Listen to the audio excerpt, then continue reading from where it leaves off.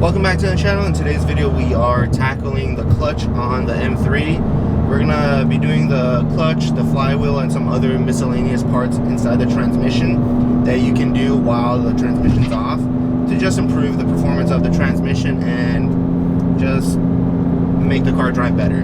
I think that's enough talking. Let's jump to the shop and look at what we bought for the clutch install.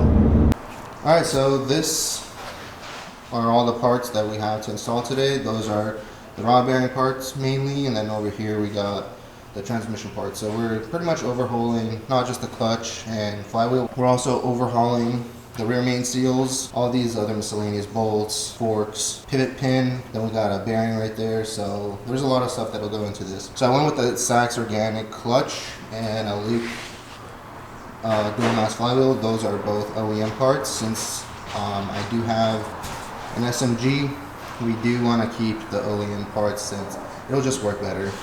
And then one thing that we're going to be upgrading from the plastic to a steel one is this clutch pivot fork pin. And usually it's plastic within the e46 M3 transmission, but we're upgrading to an 8 series steel one. This is the part number. I will be posting all the part numbers used in this install in the description below, so you guys can just, if you guys want to do this full overhaul, you guys can do that, or you guys can pick and choose what parts you guys want to install on your car.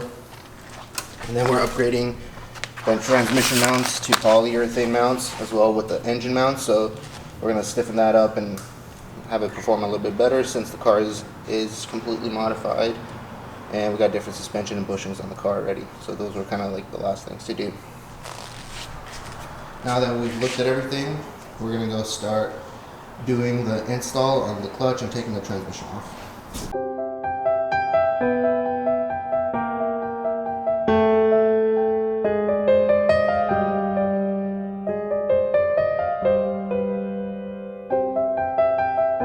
We got the front belly pan off the car, but that's mainly for doing the rod bearings. So we're moving on to the transmission.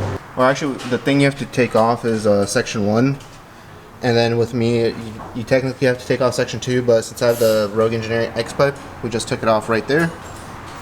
Next thing we're going to start doing after the heat shields, there's a heat shield right there and right here covering this whole drive shaft, is we're going to take off these bolts right here, these 3 bolts on the drive shaft, to get the drive shaft out of the way so we can start disassembling the support for the transmission and then start undoing the transmission mounts right there. So those are the next few steps. We're going to show what we're doing, and then we'll take the transmission off and get to the clutch work.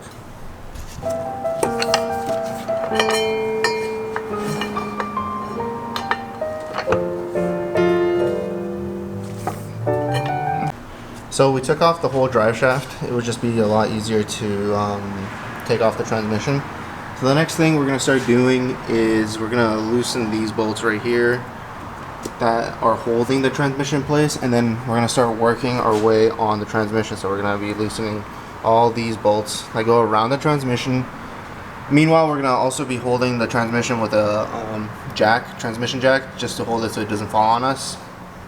And since this is an SMG and there are a bunch of hydraulic lines that run on it, we won't be able to take the transmission completely off. So what we're going to do is we're going to take the transmission down as far as possible and then move it to the side so we can do the clutch and the dual mass flywheel, and then also install some of those other parts that we have. And once we have that done, we can reinstall this back up, change out the transmission mounts to new ones.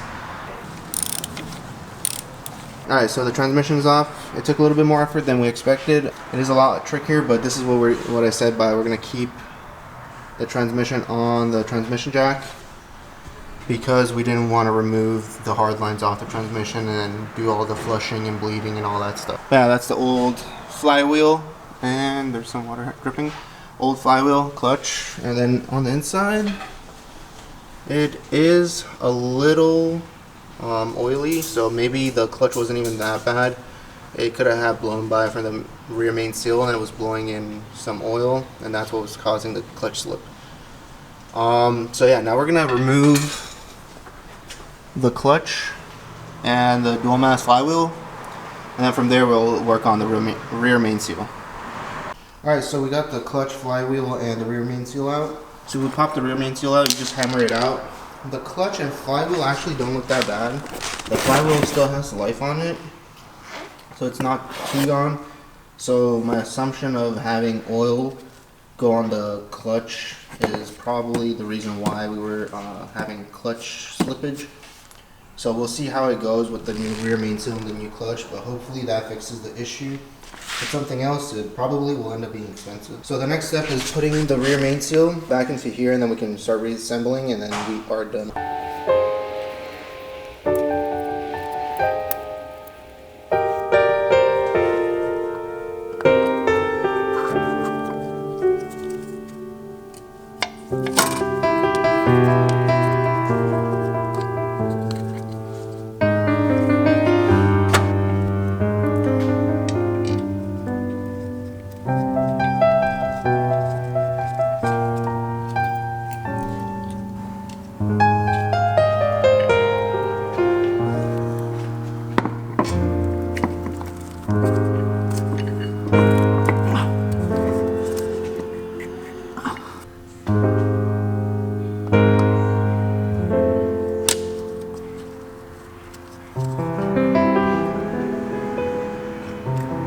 Alright, so we've completed installing the rear main seal, the flywheel, clutch, and pressure plate. I will leave all the torque specs down in the description below if you're trying to do this install yourself, so that will be there for you guys. The next thing we're going to do is we're going to refresh the tranny. So what we're going to do is change the throttle bearing, the fork, and the clutch pivot point. And to get to some of this, you can just pull off. You can remove the fork, but the pivot we have to pop out from the back. So we're gonna go in with like a chisel, smack it a few times here with the hammer, and that will pop it right out. So we can swap it in for the steel one, which is a lot better. It's an upgrade part. So let's get to it.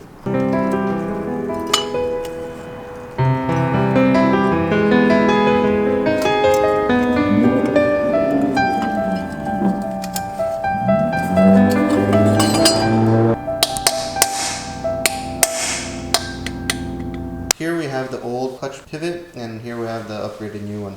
This one is a steel one from the 8 series, and my car had an upgraded brass one, and you can kind of tell right here the tip is worn out.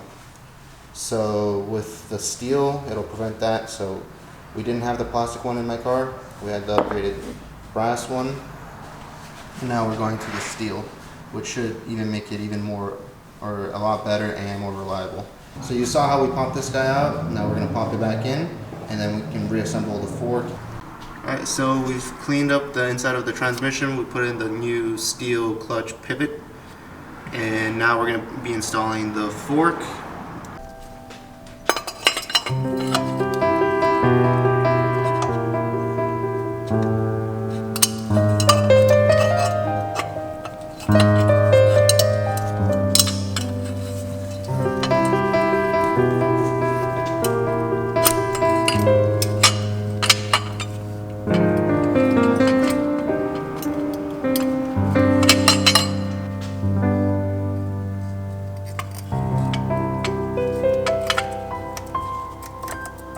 Okay, so we also installed, before we put the transmission in, we installed the 80A polyurethane Revshift transmission mounts. They fit pretty nicely, and it should be a nice sporty improvement over the OEM stock ones. And plus, one of my transmission mounts on this side was ripped when we were taking off the transmission. We saw that. So now that we have those two things installed, we can start wiggling back the transmission onto the engine, and then we can finally go and start breaking in the clutch. Well, that's it for today's video. The clutch is finally broken in. I think I've done about almost 1,000 miles on the clutch to gently break it in and make sure that we don't mess up the new clutch. Everything's been working pretty nicely, so there's nothing to complain. And yeah, now that the clutch is finally broken in, we can jump to the dyno and see what the E45 flex fuel kit does for the S54 power wise, and how much of an increase in power we are seeing from that flex fuel kit. So that's going to be coming up in the next couple of videos. It does take some time to get a dyno session scheduled, but I'm going to try to do my best to get it as soon as possible so we can get that video finally done, and then we can move to the new things that will be generating us power with this car. As always, make sure to like, comment, and subscribe. Helps the channel a lot, and I'll catch you guys in the next one.